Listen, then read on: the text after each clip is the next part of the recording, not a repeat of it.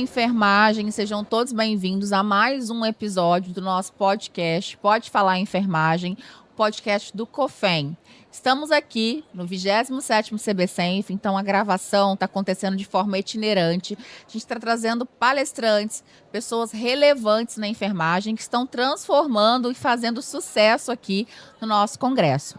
Eu sou a professora Alcione Abreu, enfermeira e conselheira do Corém, e estarei com vocês aqui durante todos esses dias, gravando e compartilhando com vocês aqui tudo que está acontecendo nesse podcast. A nossa convidada de hoje é uma pessoa muito especial, querida, é a enfermeira doutora Ludmila da Cunha.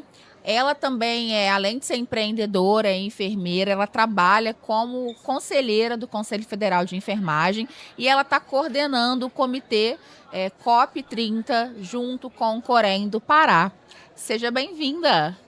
Obrigada, Alcione. Olá a todos que estão nos ouvindo neste momento. É uma honra estar aqui. Já acompanho o Pode Falar Enfermagem, diversos episódios, sei da qualidade, da expertise dos convidados que estão nesse podcast. Então é uma honra estar aqui hoje falar desse tema tão relevante, tão atual, em especial no contexto da nossa enfermagem. Isso, a gente vai conversar aqui hoje sobre a enfermagem sustentável. Então, tudo que vai acontecer na COP 30, que vai acontecer aqui no Brasil, né? Então, a Ludmila vai trazer para a gente tudo que está acontecendo, tudo que vai acontecer e qual a importância da enfermagem estar inserida, né, nos programas sustentáveis e discutir realmente uma enfermagem sustentável, junto, inclusive, com o Corém do Pará e com o COFEM. E aí eu queria te perguntar, Ludmila, sobre esse evento, qual a importância e como a enfermagem ela consegue se inserir dentro da sustentabilidade, né? Então, que as pessoas acham que é algo assim muito distante da nossa profissão. Exatamente, e não é. Pelo contrário, a enfermagem, por ser a profissão que está capilarizada em todos os contextos, não só no contexto da saúde por si só, mas dentro das organizações, dentro dos contextos escolares e diversos outros setores onde nós estamos e somos atores estratégicos, principalmente dentro da saúde. Quando a gente fala sobre sustentabilidade, a gente vai além do aspecto do meio ambiente. Sim. Dentro do conceito do referencial teórico de sustentabilidade, a gente tem a vertente social, a gente tem a vertente da governança, né? Então, quando a gente olha aí para os princípios ESG, que vem o meio ambiente, o social e a governança, a transparência na gestão, isso tudo é ser sustentável também. Também podemos olhar pela perspectiva dos ODS, dos Objetivos de Desenvolvimento Sustentável, Agenda 2030 da ONU. Já estamos em 2025, temos muito a avançar nesses próximos 5 anos para alcançar as metas estabelecidas na Agenda 2030 e todas elas ligadas à sustentabilidade, inclusive em especial ao ODS 3, que é a saúde e bem-estar. Então, assim, não temos como não nos conectar, ainda mais esse ano que nós vamos receber, né, a COP 30, que é a COP da Amazônia, a COP que vem para o Brasil pela primeira vez. Uau. E conta pra gente assim, o que te motivou a construir, a criar esse projeto Saúde Sustentável e qual é a proposta central desse projeto? Então, por ocasião da COP 30, que é a Conferência das Partes, é o órgão máximo da ONU que discute as consequências, né, das alterações, das mudanças climáticas, e pela primeira vez vai acontecer no Brasil e foi escolhida a cidade de Belém do Pará, né, e o centro da região amazônica do nosso país, né, a Amazônia que é tão importante para o mundo, né, com relação a tudo que nós vivemos e somos hoje, que é codependente da Amazônia. Então, essa COP ela tem para a gente uma importância muito grande. E o Conselho Regional de Enfermagem do Pará não poderia ficar alheio a esse movimento, porque representa uma categoria altamente importante dentro dos sistemas de saúde. E pensando nisso, se conectou com os conselhos estaduais e municipal de saúde da nossa região, com atores estratégicos, e juntos formamos aí o movimento Saúde Sustentável da Amazônia para o mundo, no sentido de mostrar realmente para o mundo o potencial que nós temos na Amazônia, em todos os segmentos, em especial no segmento saúde, né, que não é só a enfermagem, são todos os profissionais de saúde que fazem o sistema de saúde público público e privado acontecer. E a ideia é essa, é se conectar com esse movimento. Isso me motiva, eu tenho um mestrado em meio ambiente, né, em ciências e meio ambiente. Então a gente vem trabalhando o segmento de sustentabilidade já há algum tempo, e junto com a Daniele, com a Márcia, com o Alan, com o presidente do Corém Pará, o Dr. Antônio Marcos, e vários outros parceiros aí nesse movimento. A gente tem reunido e discutido muito sobre isso. Inclusive o Corém Pará, nas semanas de enfermagem que aconteceram em maio, todas abordaram o segmento da sustentabilidade. O principal objetivo é o letramento, é a questão do conhecimento de como realmente nós, como enfermeiros, técnicos, auxiliares, estudantes, podemos e o que podemos fazer no ambiente que nós estamos para tornar e deixar um mundo realmente sustentável aí e habitável para as próximas gerações. Conta pra gente como vai funcionar a participação do Corém Pará junto, né, com o projeto de saúde sustentável dentro da COP. Quais são as atividades, o que vocês irão assim realizar junto com a COP? Perfeito. O movimento ele já está acontecendo, como eu falei, desde maio, com vários eventos, e ele vem acontecendo muito incansavelmente no contexto pré-COP. Na verdade, a COP ela já começou a ter eventos pré-COP desde o ano passado, em Belém. Em Belém, hoje a gente respira o movimento da sustentabilidade. Eu venho acompanhando no jornal. E aí, para além do que a gente visualiza nas notícias, a questão da rede hoteleira, da infraestrutura, sim, que isso tudo tem melhorado grandemente, saneamento básico. Então a cidade está se modificando para receber, né, o turismo que vem dessas grandes conferências internacionais. Mas para além disso, é um movimento mesmo de cultura, de mudança de pensamento, de práticas mais sustentáveis, que tudo isso nós precisamos, não só no contexto do Norte, como também no Brasil todo. Então as ações, elas são muito voltadas para o contexto da capacitação, da atualização de conhecimento, do saber tradicional, né, ancestral, né, dizem que o futuro é ancestral, o saber tradicional ancestral que vem de origem indígena no nosso Brasil, né, quilombola, indígenas, negros, ribeirinhos. Então são populações que nós precisamos respeitar porque de lá viemos, né? E esse saber ele vem sendo passado de geração para geração, e é importante que a enfermagem se conecte, que a saúde se conecte com esse saber, e que muito da ciência que nós temos, principalmente a ciência advinda da Amazônia, ela vem desse saber ancestral. Então é conexão com todo esse conhecimento, o network entre os profissionais de saúde, e o principal objetivo desse movimento todo, Alcione, é a gente fazer com que, né, as organizações, os entes federativos e responsáveis e internacionais, eles prestem atenção para a saúde. Eles se atentem que a saúde não pode deixar de ser uma pauta amplamente e prioritariamente discutida na COP.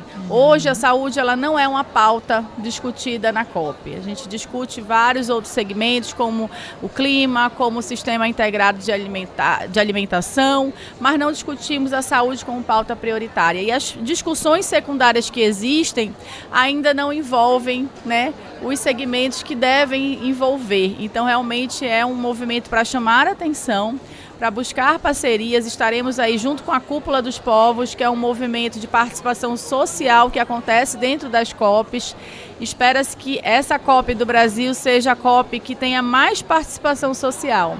Realmente a sociedade que vive tudo isso, ela precisa ser ouvida, né? A sociedade civil organizada, através dos movimentos ativistas, dos movimentos sociais, também realiza vários movimentos paralelos, para além dos movimentos mais fechados de discussão da COP. E além dos acordos, né, de países, diversos países que vão participar, a gente também quer que a saúde seja uma pauta prioritária, seja vista e receba o financiamento adequado, e receba a atenção adequada, inclusive o investimento na capacitação profissional, na melhoria dos sistemas de saúde, tudo isso de maneira integrada. Eu acho que é o grande... Lude, muitas pessoas estão assistindo aqui, muitos são estudantes, ou então estão terminando a faculdade, estão inserindo, ou aquele profissional que ainda não tem, assim, não consegue ainda ter muito, ainda enxerga a parte da saúde sustentável como algo assim muito distante da enfermagem, ou ainda não entendeu que tem tudo a ver, né? Inclusive, sim, quando a gente pensa na quantidade de lixo que a gente produz, essa parte do lixo contaminado, então tudo que a gente vai ali produzindo que muitas vezes não tem segurança daquilo, né?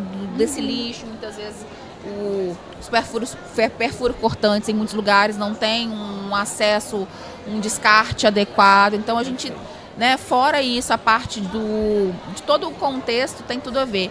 Fora essa parte de relação ao lixo, enfim, que muitas vezes a pessoa fala assim, poxa, não é a minha obrigação. Eu tô ali para fazer o procedimento, né? Mas eu não quero saber o que acontece depois acabou o plantão, o que de preocupação que é aquilo. Então, o hospital, ele que vai dar conta, enfim. Então, assim, pensar em toda essa, que eu queria que você trouxesse um exemplo prático para a enfermagem desse olhar sustentável que ela ainda não se encontra como uma responsável ainda. Perfeito. Inclusive, um desses exemplos que eu vou citar agora, eles fizeram parte da minha dissertação de mestrado. Eu estudei um documento, né, um meio digital de informação para capacitar o paciente e a equipe com relação a esse descarte para os pacientes e pessoas que têm diabetes. Então, que usam insulina, que são casa, né? que dependem de insulina, que utilizam no domicílio, e o que eles fazem com esse lixo, que é contaminante, que é pérfuro cortante, que é químico. Então, como se descarta isso, né? E a maioria a gente sabe que acaba descartando em alguns contextos, ainda que não tem essa estrutura de serviço, no domicílio e no lixo comum. Sim. E aí cabe ao profissional que está distribuindo, que está atendendo, que está realizando a consulta de enfermagem, a consulta profissional lá na farmácia, que está fazendo a dispensação daquela medicação, daquele glicosímetro, das fitas e lancetas, de tudo que a gente precisa para controlar, né, a diabetes. Então, cabe a esses profissionais orientarem a população. Quando ele falha na orientação, o que acontece? É o que a gente vê. A população, por não receber a orientação, ela acaba descartando. E aí esse descarte, ele contamina, né, o solo, ele contamina e tem o risco de gerar doenças para os catadores de lixo. Então ele tem várias, né, repercussões, e o planeta, né, que também padece de tudo isso. Então lá na consulta, lá no atendimento, lá na hora de realizar um curativo, hoje a gente vê muitos enfermeiros atendendo em curativo no domicílio. O que eles estão fazendo com esse lixo? Eles estão levando, descartando corretamente, que é um material que deveria ser incinerado. Eles estão descartando no lixo comum do paciente ou no lixo comum da sua casa, ou eles de fato têm um planejamento de gerenciamento desses resíduos. Isso falando quando a gente olha para o contexto da sustentabilidade e meio ambiente, que é apenas um dos eixos da sustentabilidade. Então, olha quantas ações nós podemos fazer na prática do dia a dia. No contexto hospitalar, a gente já tem várias pesquisas que demonstram que reduzir o uso de alguns insumos, né, e descartar corretamente faz toda a diferença nesse processo também. Então, isso é muito relevante da gente pensar que o contexto hospitalar também pode adotar práticas sustentáveis que vão impactar, seja na redução, seja na reciclagem, seja na reutilização desse lixo. Até na prevenção de acidentes também, com pérfuro cortantes dentro do próprio ambiente hospitalar. Exatamente. Então é inadmissível que a saúde não fique antenada ao que, de fato, se ela não tomar uma providência, vai voltar para o sistema de saúde, né, por conta dos acidentes. Agora, quando a gente olha para o eixo da sustentabilidade no contexto social, um leque maior ainda se abre, porque é garantia de acesso, que são direitos, né? Acesso à educação, acesso à saúde, de qualidade. E essa garantia e ampliação de serviços, a gente também pode estar ali, já que somos gestores municipais e muitos enfermeiros assumindo como secretários, como coordenadores, como RTs de serviço, como donos do próprio negócio. Então, eles têm aí um contexto também de ampliação de acesso a serviço que impacta diretamente no contexto social, em como nós podemos olhar com mais atenção a população vulnerável, né? Olhando para os contextos que merecem ser olhados a partir do ponto de vista de quem vive como quilombola, indígena, ribeirinho, população negra. Então precisamos também trabalhar com um sistema de saúde mais inclusivo, mais justo e mais voltados para necessidades reais de populações, né, que muitas vezes são esquecidas pelos sistemas de saúde. Então tudo isso está conectado com a enfermagem, são exemplos reais que já estão acontecendo. A gente já tem enfermeiras como a Érica, que tem uma startup que está desenvolvendo um biocurativo. Isso, eu ia te perguntar também podemos desenvolver materiais, né, inovar no desenvolvimento de materiais que são biodegradáveis, biodegradáveis, que partem, né, de produtos reais, inclusive da nossa Amazônia, que a gente tem aí produtos altamente potenciais para o tratamento de lesões, por exemplo, que é o nosso carro-chefe, né? É o tratamento de feridas, é o tratamento de lesões. O enfermeiro ele está em todos os momentos da promoção à reabilitação desse paciente. Então, tem muita coisa ainda a ser explorada, além do que a gente já tem, que já é um potencial enorme. Nossa, o nosso papo aqui hoje me abriu assim uma mente em relação a essa parte, porque muitas vezes o profissional, seja ele técnico ou enfermeiro, ele atende, né, numa atenção básica, por exemplo, que tem um contato mais próximo com o paciente, e esse paciente ele tem diabetes, aí faz uso de algumas medicações, ou não só diabetes, tem algumas medicações por outras patologias, antiagregantes plaquetários, anticoagulantes, que vão utilizar muitas vezes seringas com agulhas. E outra coisa também, muitas vezes ele orienta até a parte de medicação mesmo, do horário. E quantas vezes eu lembro que eu já recebi pacientes trazendo para mim literalmente uma caixinha cheia de medicamentos às vezes, muitas vezes vencidos, e as pessoas não orientam a forma de descarte. O que fazer? O profissional às vezes não sabe, ele tem medo de receber, ele não quer receber, ele não recebe, aí ele descarta, vai para o lixo comum, e não pode, né? A gente, dentro da política de descarte hoje, você não pode descartar resto de embalagem, de medicamentos, às vezes só embalagem, sem nenhum medicamento junto. Você não deve descartar no lixo comum. Tem várias farmácias que recebem isso, mas as unidades de saúde, os hospitais, eles devem se estruturar também para receber, porque eles têm já um sistema, né, adequado de gerenciamento desses resíduos. Muito importante. Então, eu vejo até lugares, as próprias redes de farmácias recebendo a embalagem, né, aquela da embalagem. Até a caixa, eles recebem. E fazendo depois, reciclando e produzindo outros totens, onde vão receber outros. Eu já vi um totem totalmente reciclado, só com material de embalagem de medicação, e eu sempre fiz isso, eu sempre separei, eu sempre guardei e levo para a farmácia que eu sei que recebe, então eu vou lá e coloco. Então, assim, esse olhar, né, não só mas também social, né, pensando em qual... Não tenho coragem de jogar um frasco de um produto no lixo. Porque eu sei que realmente quem está do outro lado, isso vai às vezes para um aterro sanitário que não tem segurança. Não tem. A pessoa que vai ter acesso, seja do meu próprio prédio, né? Então, aquela pessoa que está ali tirando o lixo. Até o lixo comum, né? Se a gente for pensar lá no nosso contexto, inclusive, em Belém, não é uma realidade a reciclagem ainda. A maioria, eu sei que em São Paulo a gente tem isso muito forte, alguns estados a gente já tem isso muito forte, mas não é um contexto real nosso. Então, também precisamos falar sobre isso, né? Já que a enfermagem está dentro do contexto da educação e saúde o tempo inteiro. Então, se eu não penso na coleta seletiva do lixo comum, que dirá, né, do lixo que merece o tratamento especial. E isso é um contexto que a gente fala ainda pouco, e quando fala ainda faz pouco, né? Porque não é só falar, é fazer realmente, é mudança de práticas, de paradigmas. E ser exemplo também, né? Buscar ser exemplo para poder, muitas vezes, se você já faz todo esse descarte adequado, se você sabe, então você vai conseguir orientar, vai conseguir potencializar um resultado ali. E muitas vezes as pessoas falam assim, poxa, mas é um trabalho meio de formiguinha, né? Eu estou orientando aqui, mas as outras famílias não fazem isso. Eu sempre falo, faça a sua parte, né? Independente do que os outros estão fazendo. Quando a gente pensou no movimento de saúde sustentável, a gente pensou na integração de todos os eixos. A gente quer conversar com profissionais, quer conversar com as ligas acadêmicas, com os estudantes, que são lideranças, para que eles capilarizem. Por isso é movimento. A ideia é conexão, e cada um também fazendo a sua parte, gerando vários braços de atuação.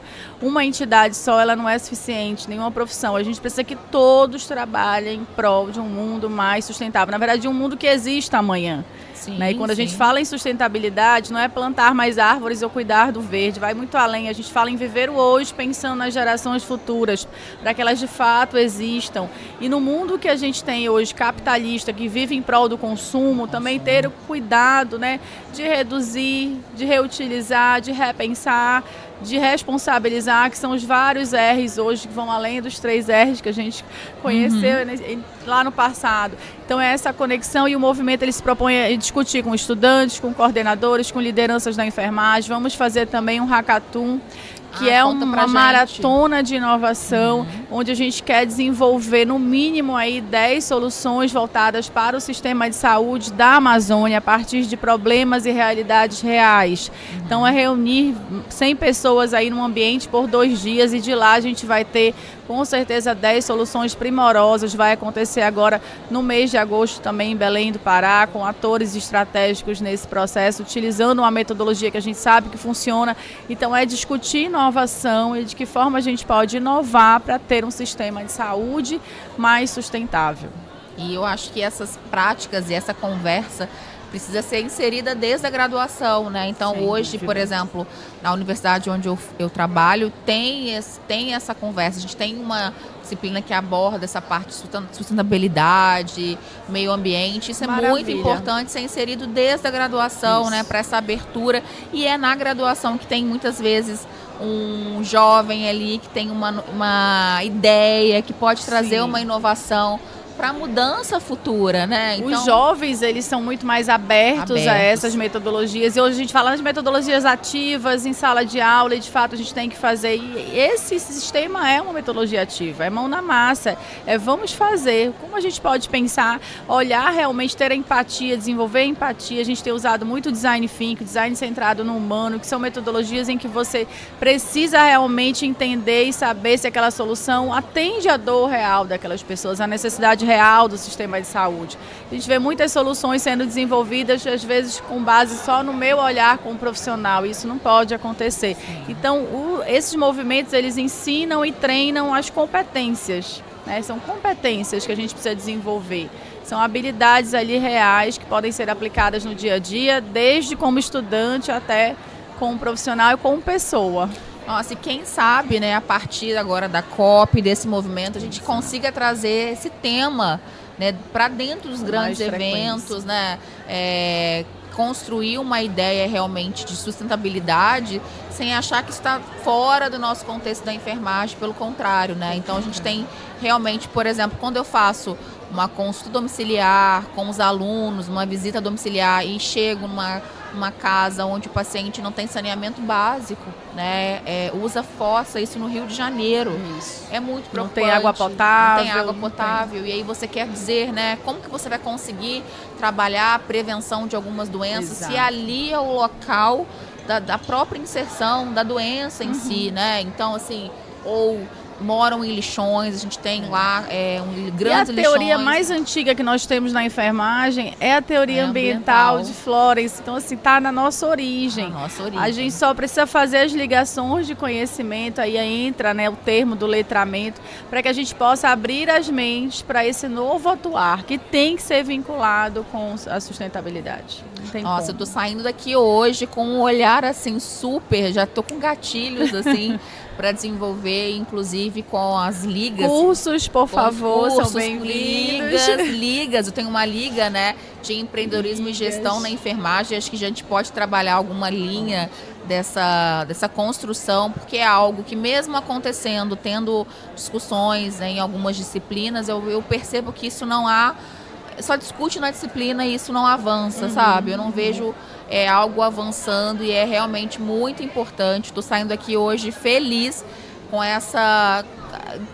Tive gatilhos de ideias, de como inserir muitas vezes, inclusive a parte, já que trabalho com feridas e curativos, eu vejo a parte do lixo, né, do descarte inadequado do lixo, da parte, muitas vezes, porque o paciente com feridas muitas vezes é diabético, então essa parte da insegurança e da falta de orientação do uso da medicação, que sobra da insulina, o que faz, a insulina venceu, o que faz, né, da vacinação, da outra parte, quando eu penso no olhar da vacinação, que as pessoas às vezes manuseiam um material ali, manuseia uma vacina sem ter a devida segurança, sem higienizar as mãos. Eu tenho um grupo de alunos que está pensando num Descartex, né, que é o nome comercial que a gente acaba usando para o coletor, mas pensando num coletor biodegradável, pensando num coletor a partir da reciclagem. Então, assim, são ideias que podem contemplar todos os segmentos. O verdadeiro legado que essa COP da Amazônia vai deixar, eu creio que é a mudança de pensamento, de cultura que virá,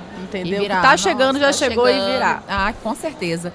Ludmila, a gente está finalizando aqui o nosso episódio de hoje e eu gostaria de te pedir para deixar um recado para a enfermagem que está assistindo, seja a enfermagem que ainda está cursando o curso de enfermagem, para aquele técnico de enfermagem que muitas vezes está ali longe, né, que muitas vezes não tem a possibilidade de participar de grandes eventos, trazer esse olhar assim de incentivo em relação à nossa profissão. Maravilha. Inclusive, já vou deixar um spoiler. Hoje, o COFEM, né, a partir de um recurso de parceria com a Johnson & Johnson, está gravando aí, deve estar tudo pronto até o final desse ano ainda, 3 trilhas sobre sustentabilidade, que serão, assim, muito conhecimento, são 30 horas de conhecimento, com videoaulas, com materiais, com exercícios, para capacitar todo mundo, de forma gratuita e que vai estar disponível no COFEM Play. Então, a partir, né, dessas trilhas disponíveis, você já pode ser um gatilho para você se capacitar, buscar conhecimento e trazer esse conhecimento para a sua área de atuação, para o seu contexto. Estamos disponíveis enquanto Movimento de Saúde Sustentável também, através do site, das redes sociais do Corem Pará e do COFEM, porque o COFEM é um apoiador desse movimento também, para a gente estar discutindo, ampliando as discussões, ampliando esse debate, porque a COP30 vem aí e nós, como enfermagem, a maior profissão da saúde, né, onde estamos em todos os lugares, a gente precisa falar mais sobre isso, precisamos fortalecer esse movimento, não podemos ficar fora, nem alheios e nem numa situação como leigos. A gente tem que se aprofundar desse conhecimento, porque de fato ele tem tudo a ver com a nossa prática profissional do dia a dia. Quem faz educação em saúde é o profissional de enfermagem. Então a gente não pode ficar longe desse tema, sustentabilidade. A gente muitas vezes acha que é algo para o futuro, mas tem que começar agora para que eu consiga colher frutos futuramente. O futuro começa agora, de fato. O futuro começa agora. Muito obrigada, Ludmila. Um prazer estar aqui com você. Muito bom. Gente, se você ainda não fez download do aplicativo do COFEM Play, que agora é COFEM Play Plus, faça um download, como a Ludmila disse, daqui a pouco tem informações novas, atualizadas sobre sustentabilidade lá, mas também tem muitas vantagens, tem muitos benefícios, tem a parte dos idiomas, que você consegue fazer um curso de idioma aí na palma da sua mão. Muitas vezes você tem dificuldade de se deslocar ou é caro, então olha, aproveita as oportunidades. Use todos os dias o aplicativo do COFEM Play, acorde de manhã e olhe o que está acontecendo, porque lá tem as resoluções, tem toda a parte ética, o nosso código de ética e tudo para poder valorizar o profissional de enfermagem, tá ok? Um beijo e eu te vejo no próximo episódio. Tchau, tchau!